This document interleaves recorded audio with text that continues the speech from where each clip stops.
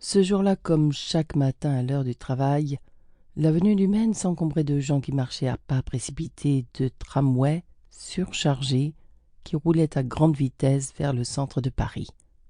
Malgré la foule, j'aperçus tout de suite Sandrine. Elle aussi allongeait le pas, et je dus courir pour la rattraper. C'était un lundi. Notre chômage d'été prenait fin et nous revenions à l'atelier pour commencer la saison d'hiver. Bouledog et la petite du retour nous attendaient sur le trottoir, et la grande bergounette que l'on voyait arriver d'en face traversa l'avenue sans s'inquiéter des voitures afin de nous rejoindre plus vite. Pendant quelques minutes, il y eut dans notre groupe un joyeux bavardage. Puis les 4 étages furent montés rapidement. Et tandis que les autres reprenaient leur place autour de la table, j'allais m'asseoir devant la machine à coudre, tout auprès de la fenêtre. Bouledog fut la dernière assise. Elle souffla par le nez selon son habitude, et aussitôt l'ouvrage en main, elle dit « Maintenant, il va falloir travailler dur pour contenter tout le monde. » Le mari de la patronne la regarda de très près en répondant « Eh bé, dites si vous grognez déjà !» C'était toujours lui qui faisait les recommandations et les reproches. Aussi les ouvrières l'appelaient le patron, tandis qu'elles ne parlaient de la patronne qu'en l'appelant Madame d'Alignac. Bouledog grognait pour tout et pour rien. Lorsqu'elle n'était pas contente, elle avait une façon de froncer le nez qui lui relevait la lèvre et découvrait toutes ses dents qui étaient fortes et blanches. Il arrivait souvent que le patron se querellait avec elle. Mais Madame d'Alignac ramenait toujours la paix en leur disant doucement « Voyons, restez tranquilles !» Les colères du patron ne ressemblaient pas du tout à celles de Bouledog. Elles étaient aussi vite parties que venues. Sans préparation ni avertissement, il se précipitait vers l'ouvrière à réprimander, et pendant une minute il criait à s'en étrangler, en supprimant la moitié des mots qu'il avait à dire. Cette façon de parler agaçait la grande bergounette, qui se moquait et marmonnait tout bas « Quel baragouin !» Le patron était le premier à rire de ses emportements, et comme pour s'en excuser, il disait « Je suis vif ». Et il ajoutait parfois avec un peu de fierté « Moi, je suis des Pyrénées ». C'était lui qui brodait à la machine les manteaux et les robes des clientes. Il était adroit et méticuleux, mais après quelques heures de travail, il devenait tout jaune et paraissait écrasé de fatigue. Sa femme le touchait à l'épaule et lui disant « Repose-toi, va !» Il arrêtait alors sa lourde machine, puis il reculait son tabouret afin de s'appuyer au mur. Il restait de longs moments sans remuer ni parler. Il y avait entre les patrons et les ouvrières comme une association amicale.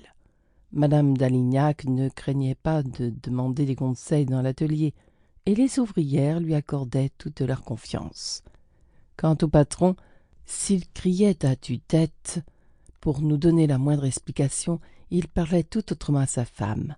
Il prenait son avis pour les petites choses et ne la contrariait jamais. Madame d'Alignac était un peu plus âgée que son mari. Cela se voyait à ses cheveux qui grisonnaient aux tempes, mais son visage restait très jeune et son rire était frais comme celui d'une petite fille.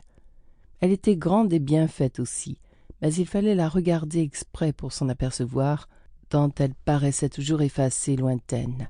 Elle parlait doucement et posément, et s'il arrivait qu'elle fût obligée d'adresser un reproche à quelqu'un, elle rougissait et se troublait comme si elle était elle-même le coupable.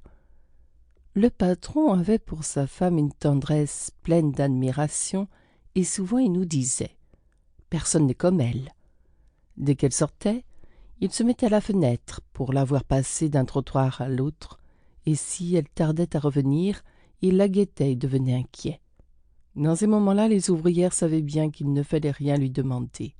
Aujourd'hui, l'espoir du travail apportait de la joie dans l'atelier.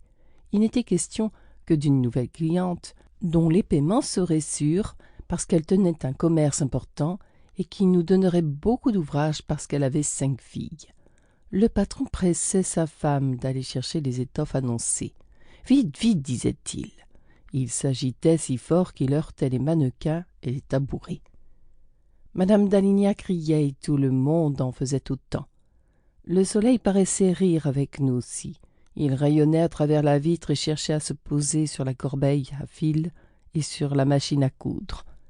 Sa chaleur était encore très douce, et Berjounette ouvrit toute grande la fenêtre pour qu'il pût entrer à son aise. De l'autre côté de l'avenue, les murs d'une maison en construction commençaient à sortir de terre. Des bruits de pierre et de bois se confondaient en montant jusqu'à nous, et les ceintures rouges et bleues des maçons se montraient à travers les échafaudages. À tout instant, des tombereaux de moellons et de sable se déversaient. Les moellons roulaient avec un bruit clair, et le glissement du sable faisait penser au vent d'été dans le feuillage des marronniers.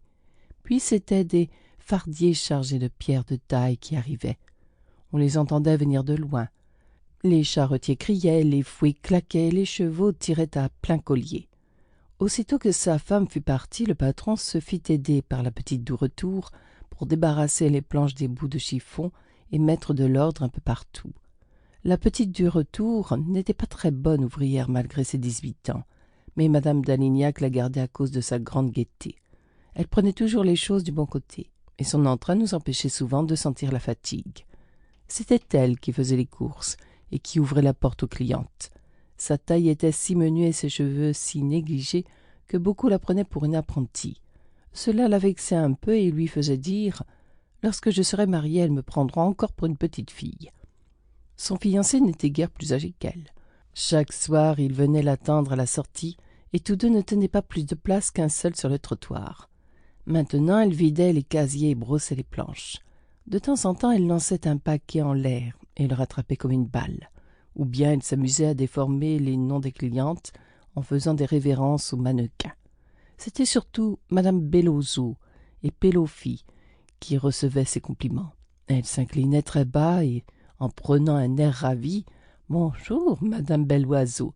Bonjour, madame Belle-à-Feu. » Les rires s'échappaient tous ensemble par la fenêtre et les maçons d'en face levaient la tête pour voir d'où ils sortaient. J'étais la dernière venue dans la maison.